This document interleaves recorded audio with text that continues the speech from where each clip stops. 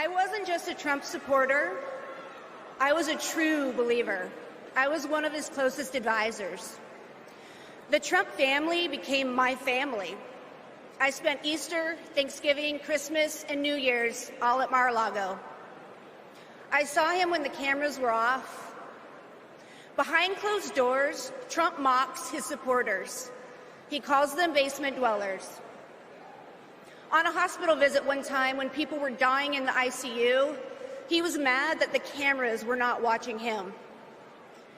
He has no empathy, no morals, and no fidelity to the truth. He used to tell me, "It doesn't matter what you say, Stephanie. Say it enough and people will believe you." But it does matter. What you says matter, and what you don't say matters. On January 6th, I asked Melania if we could at least tweet that while peaceful protest is the right of every American, there's no place for lawlessness or violence. She replied with one word: no.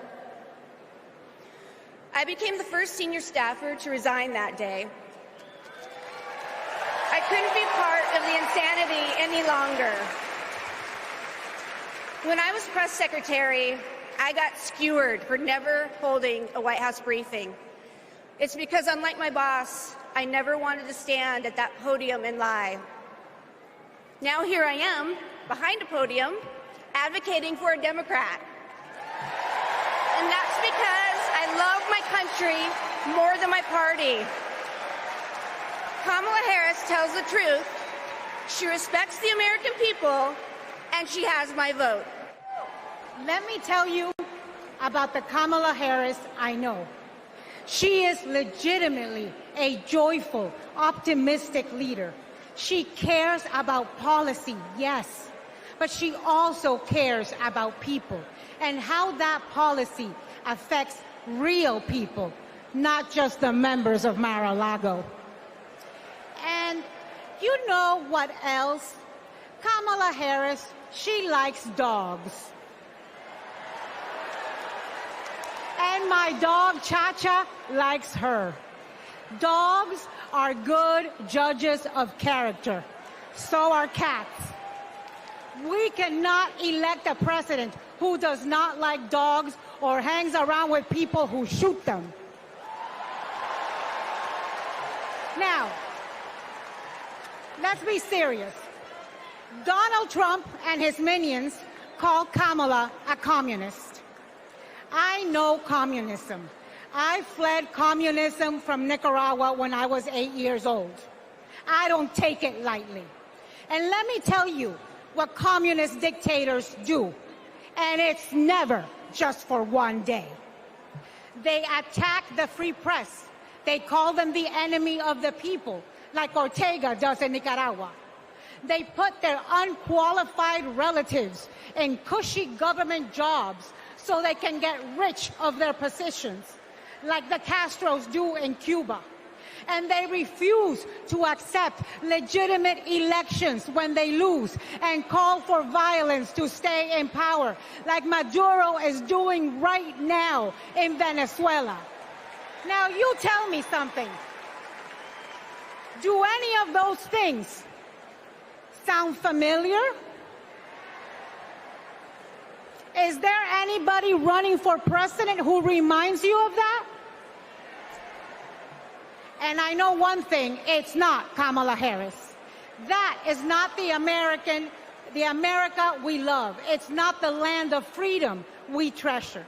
Last night, we heard President Biden say that he loves his job, but he loves his country more. Every American needs to love our country more. Every American has the duty to put our country first. Country first before party. Country first before political ambition. Country first before habit.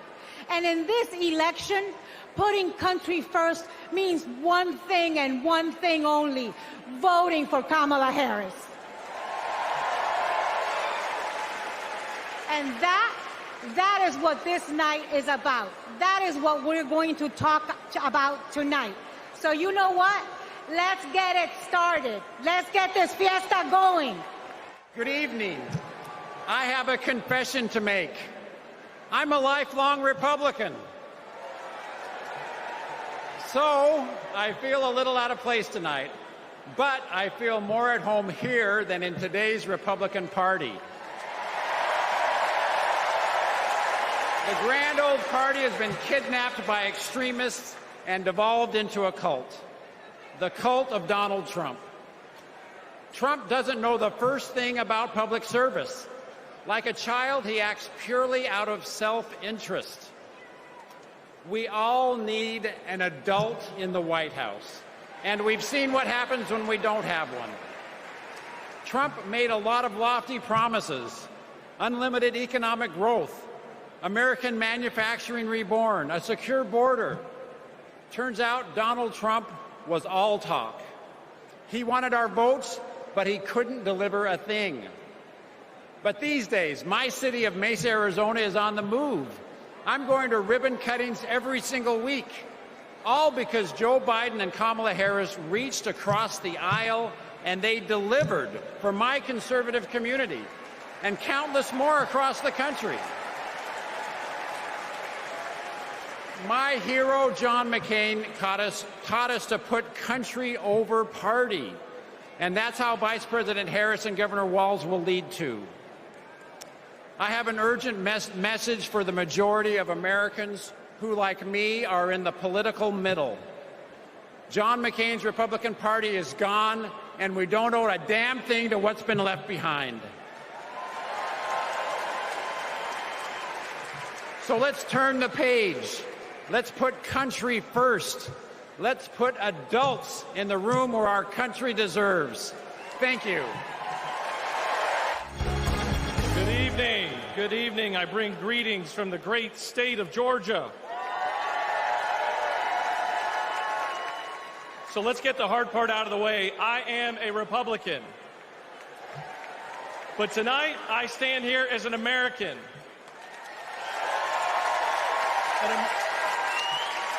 An American that cares more about the future of this country than the future of Donald Trump. My journey started to this podium years ago when I realized Donald Trump was willing to lie, cheat, and steal to try to overturn the 2020 election.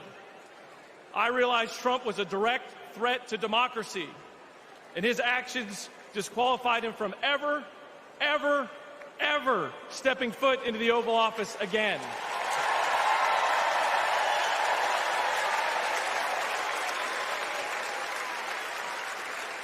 I could spend my time revving up this crowd, but I'm certain I don't have to talk anybody out of voting for Donald Trump here. So I'm going to focus my attention on the millions of Republicans and independents that are at home that are sick and tired of making excuses for Donald Trump.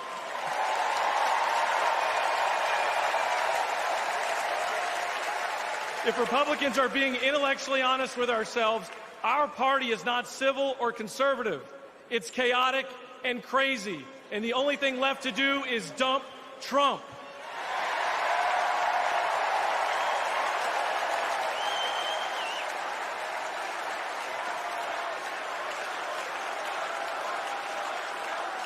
These days, our party acts more like a cult worshiping a felonious thug. Look, you don't have to agree with every policy position of Kamala Harris. I don't. But you do have to recognize her prosecutor mindset that understands right from wrong, good from evil. She's a steady hand and will bring leadership to the White House that Donald Trump could never do. Let me be clear to my Republican friends at home watching. If you vote for Kamala Harris in 2024, you're not a Democrat, you're a patriot.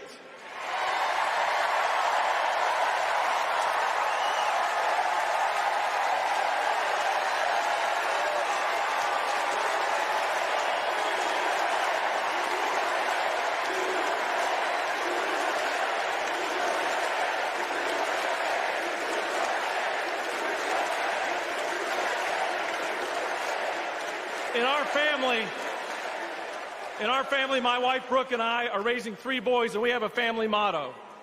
And it says, doing the right thing will never be the wrong thing. During 2020, during just the lowest of lows, when we had armed officers outside our house protecting us from other Republicans, Donald Trump had targeted us. My son came downstairs, and he handed me this coaster that I'd given him years before at a father-son retreat for our church. And he said, "Hey, Dad, doing the right thing will never be the wrong thing. Stay strong."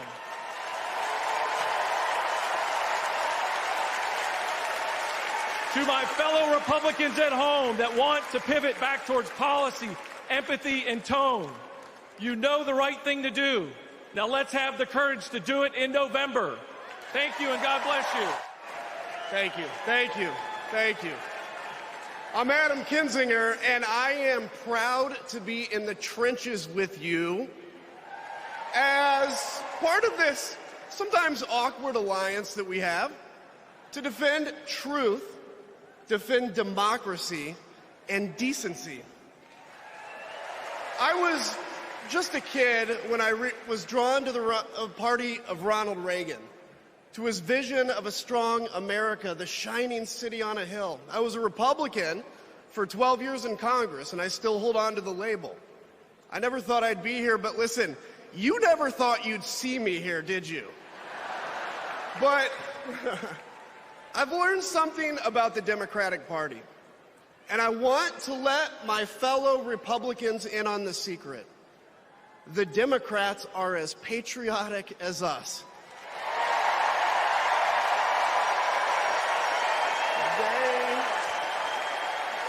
They love this country just as much as we do.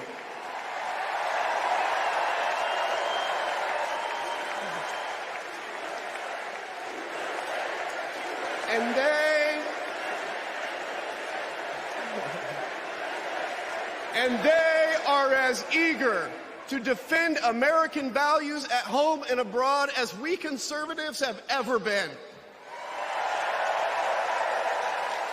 I was relieved to discover that because I've learned something about my party too, something I couldn't ignore.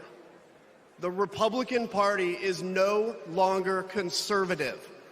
It has switched its allegiance from the principles that gave it purpose to a man whose only purpose is himself. Donald Trump is a weak man pretending to be strong. He is a small man pretending to be big. He's a faithless man pretending to be righteous. He's a perpetrator who can't stop playing the victim. He puts on, listen, he puts on quite a show, but there is no real strength there.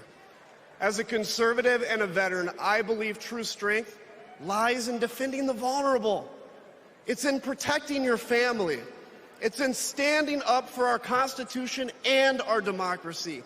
That is the soul of being a conservative. It used to be the soul of being a Republican, but Donald Trump has suffocated the soul of the Republican Party. His fundamental weakness has coursed through my party like an illness, sapping our strength, softening our spine, whipping us into a fever that has untethered us from our values. Our democracy was frayed by the events of January 6th, as Donald Trump's deceit and dishonor led to a siege on the United States Capitol. That day, I stood witness to a profound sorrow, the desecration of our sacred tradition of peaceful transition of power, tarnished by a man too fragile, too vain, and too weak to accept defeat.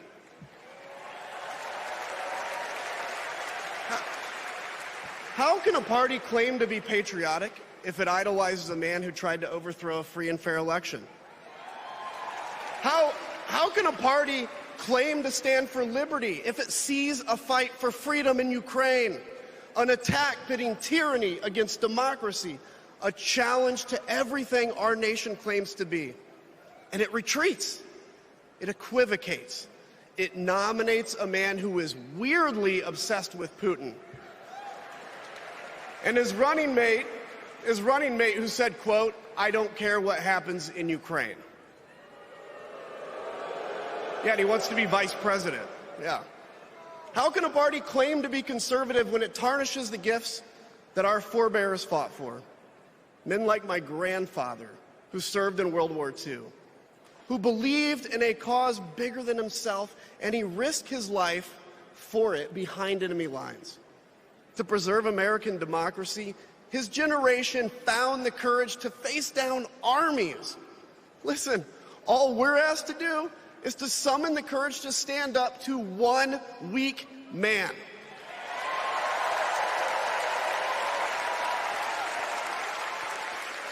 Some have questioned why I've taken the stand I have. The answer is really simple, ladies and gentlemen. We must put country first. And tonight, as a Republican speaking before you, I'm putting our country first.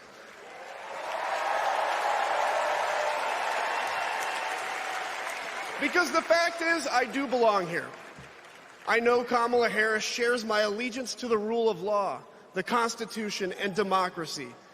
And she is dedicated to upholding all three in service to our country.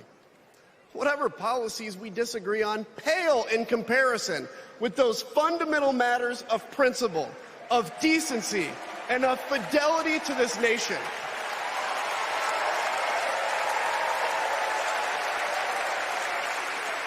Listen, to my fellow Republicans, if you still pledge allegiance to those principles, I suspect you belong here too. Because democracy knows no party. It's a living, breathing ideal that defines us as a nation. It's the bedrock that separates us from tyranny. And when that foundation is fractured, we must all stand together, united, to strengthen it.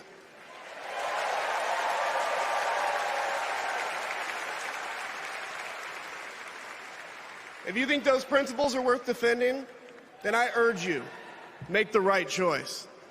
Vote for our bedrock values and vote for Kamala Harris. God bless you.